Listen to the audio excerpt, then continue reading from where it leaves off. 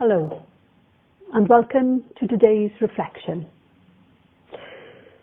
It is inspired by Bishop John Pritchard's book, The Journey, in which he describes Christ's final few days on earth as seen through the eyes of the disciple John. It is John's diary, if you will.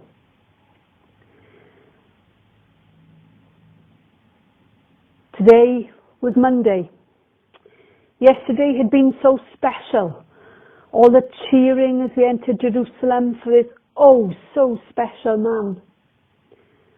But I'm so confused. Jesus keeps telling us that he's going to be handed over. He says that he's going to be tortured, killed. I really don't understand. He's so popular. Everyone loves him.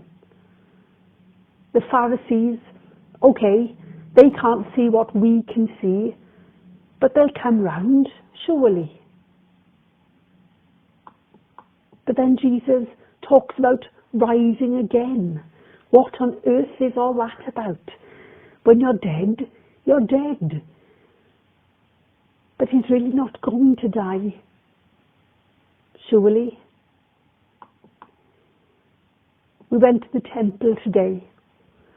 What an incredible building, and how dirty and scruffy we must all have looked in amongst all of the magnificence. Priests were pushing past us all of the time. Oh, they looked very self-important.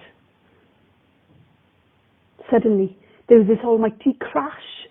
It was Jesus. He had gone berserk.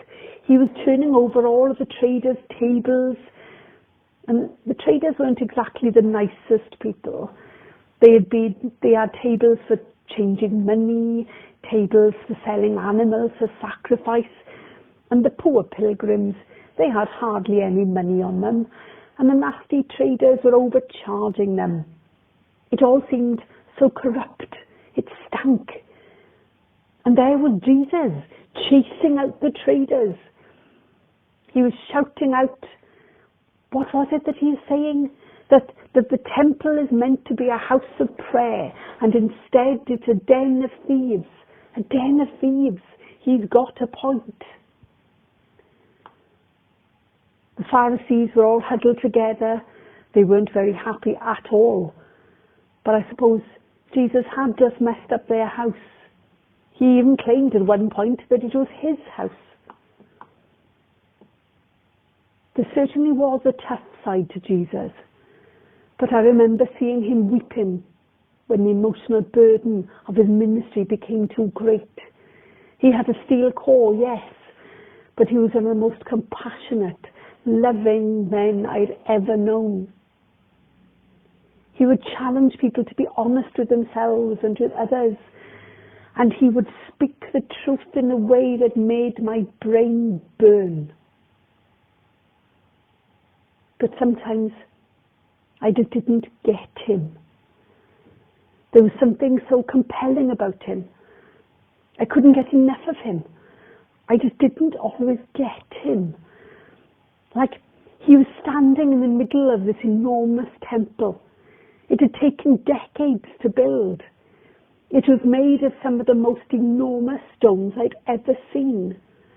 And he was telling everyone that it was going to be completely and utterly destroyed. Nothing left standing. It was absolutely laughable. Or at least it would have been laughable. But we didn't laugh. Because we knew the man who was saying these things.